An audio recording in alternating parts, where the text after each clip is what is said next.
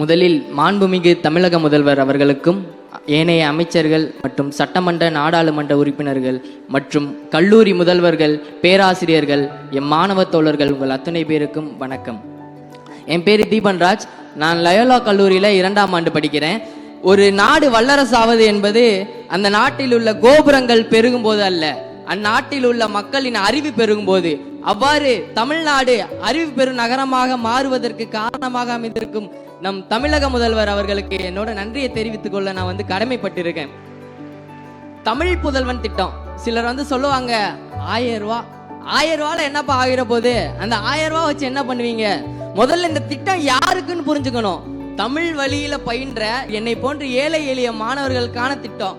உங்களுக்கு அது சாதாரண ஜஸ்ட் 1000 ரூபா தான் தெரியும். ஆனா எங்களை பொறுத்தளவு அந்த 1000 ரூபாய் நான் 6 மாசம் சேர்த்து வச்சேன்னா செமஸ்டர் ஃபீஸ்ல பாதி என்னால கட்ட முடியும். நான் ஒரு ஹாஸ்டல் பையன்.